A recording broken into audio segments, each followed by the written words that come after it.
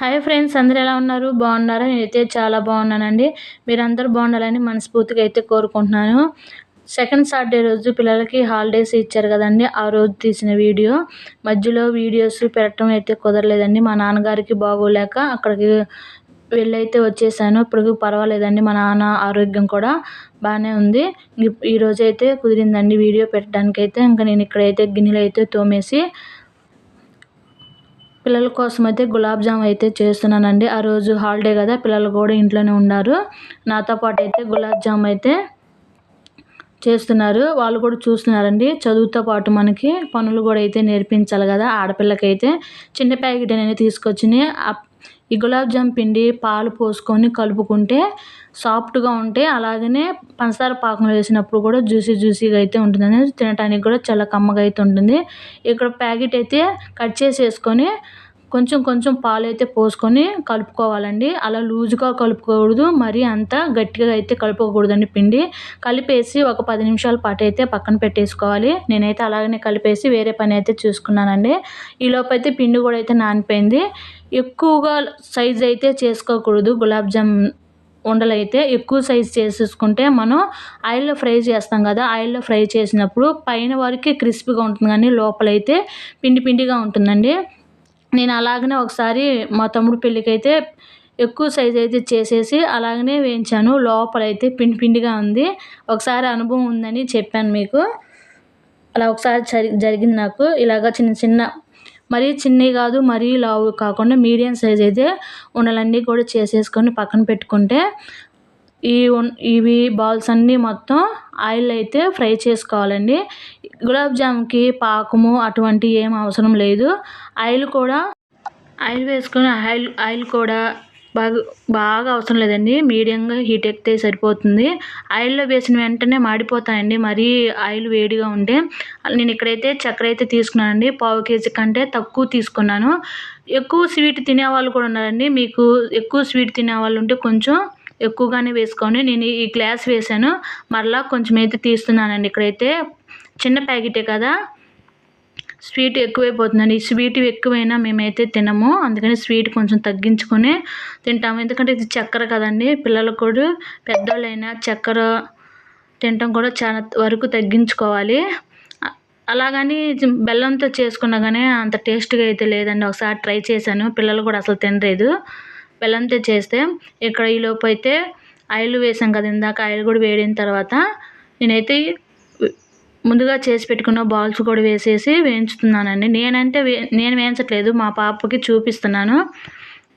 వాళ్ళకి చదువులతో పాటు ఆడపిల్లలకి ఏంటంటే వంట కూడా నేర్పిస్తూ ఉండాలని. మనకి ఎప్పుడైనా ఆరోగ్యం బాగలేకపోయినా, మనం ఎక్కడికన్నా ఊర్లో వెళ్ళినా వాళ్ళు వంటకు వస్తే వాళ్ళు కొంచెం కాకపోయినా కొంచెమైనా చేసేసుకుంటారు కదా. ఈ వంట కూడా నేర్పించామనుకో మనం, వాళ్ళకి ఎటువంటి ఇబ్బంది అయితే ఉండదండి. మనం ఎక్కడికైనా వెళ్ళినా కానీ. ఇవన్నీ కూడా గులాబీ జాములు కూడా వేయించడం కూడా అయిపోయిందండి. ఇక్కడేమో పంచదార పెట్టేసాను గ్యాస్ మీద అయితే. బాగా కరిగిపోయిన తర్వాత ఒక 10 నిమిషాలు బాగా మరిగించుకోవాలండి. పంచదార వేసి వాటర్ వేస్తాం కదా, గ్లాసుకి కొంచెం తగ్గించి చక్కెర వేసానండి. గ్లాసుకి గ్లాసున్నర వాటర్ అయితే వేసేసాను. ఆ తర్వాత బాగా మరిగిన తర్వాత యాలకుల పొడి అయితే దంచేసి వేసానండి. గ్యాస్ ఆఫ్ చేసిన తర్వాత ముందుగా వేయించి పెట్టుకున్న గులాబ్ జామ్ ఉండలు అయితే పంచదార పాకంలో అయితే వేసేసానండి. ఇంకా ఇట్లా వేసి పక్కన పెట్టేశాను.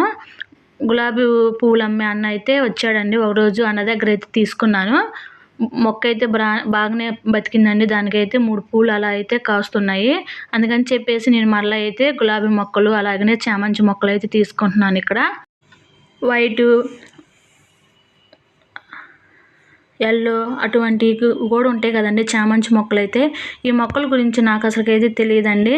అలాగే ఉసిరి మొక్కలు రోడ్ సైడ్ వేస్తారు కదా, గన్నేరు చెట్లు అలాంటివి కూడా తీసుకొచ్చాడు. అలాగనే పువ్వుల్లో కట్టే మర్మం కూడా ఉందండి.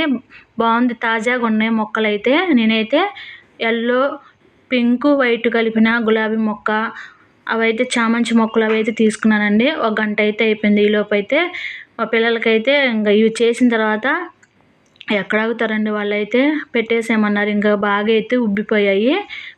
టేస్ట్ కూడా బాగా వచ్చిందండి. అంత స్వీట్గా అయితే లేదు, మరీ అంత చప్పంగా అయితే లేవండి. మీడియంగా అయితే చక్కెర అయితే బాగా సరిపోయింది. టేస్ట్ కూడా బాగుందండి. పిల్లలు కూడా చాలా హ్యాపీగా అయితే తినేశారు. మేము కూడా అయితే తిన్నామండి ఫ్యామిలీ మొత్తం కలిసి అయితే. ఈ గులాబ్ జామ్ చేసినప్పుడు ఈ గులాబ్ జామ్ అసలు రెండో రోజుకైతే అసలు ఉండదండి. ఏ స్వీట్ చేసినా ఇంట్లో నిలవ ఉంటుంది కానీ ఈ గులాబ్ జామ్ చేస్తే పక్క వాళ్ళకి కూడా ఉండదు. మా ఇంట్లో అయితే గులాబ్ జామ్ అంత ఫేమస్ మా ఇంట్లో అయితే. మేమైతే ఫ్లిప్కార్ట్లో కూలర్ అయితే బుక్ చేసామండి. మాకు ఇంటికి దగ్గరలోనే కొండ, ఆ సెగ ఎక్కువగా ఉంటుంది. సమ్మర్ వచ్చినప్పుడు ఇలాంటివి కూలర్సు, ఫ్రిడ్జులు, ఏసీ రేట్లు ఎక్కువగా ఉంటాయి కదండి. మేమైతే ఇట్లా చలికాలంలో ఉన్నప్పుడు బుక్ చేసుకుంటే కొంచెం రేటు అయితే అవైలబుల్గా ఉంటాయి కదా. మేమైతే ఇప్పుడు చలికాలంలో ఇవి బుక్ చేసుకున్నాము. కూలర్ అయితే మా వాడైతే ఓపెన్ చేస్తున్నాడండి. మనమైతే వస్తువు వచ్చినప్పుడు చూసుకోవాలి కదా, ఎలా వచ్చిందా ఏందండి. డ్యామేజ్లు కూడా వస్తూ ఉంటాయండి ఒక్కొక్క వస్తువుకైతే. వస్తువు వచ్చిన తర్వాత మనం చూసుకొని వస్తువు బాగోలేకపోతే వాళ్ళకి మరలా రిటర్న్ అయితే పెట్టేయచ్చు. ఎందుకంటే వాటికైతే స్టాండ్స్ పైన ఇచ్చేసారు. ఇవి మనమైతే బిగించుకోవాలండి ఒకదాని తర్వాత ఒకటి. మనకి కార్డు ఇస్తారు కదా, ఎలా సెట్ చేసుకోవాలా ఏంటి అని అనేసి. కూలర్ అయితే వైట్ కలర్ అయితే వచ్చింది.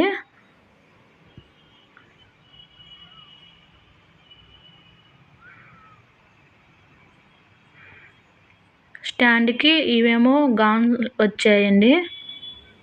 ఇవి ఎలా సెట్ చేసుకోవాలి ఏంది పేపర్ అయితే ఇచ్చారు మనకైతే. మేమైతే చెక్ చేస్తున్నామండి, కరెంట్కి సంబంధించింది కదా.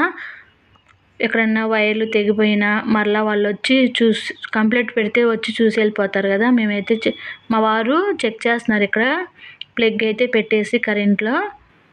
మేమందరం చూస్తున్నామండి.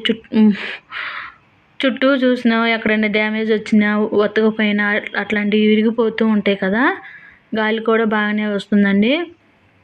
ఫ్లిప్కార్ట్ వాళ్ళు బాగా వస్తువు జాగ్రత్తగా అయితే తీసుకొని వచ్చారు.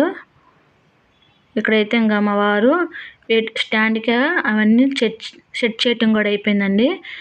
కూలర్ అయితే సెట్ చేసిన తర్వాత ఈ విధంగా అయితే ఉంది. నచ్చితే లైక్ చేయండి, షేర్ చేయండి, సబ్స్క్రైబ్ చేసుకొని ఉంటాను ఫ్రెండ్స్.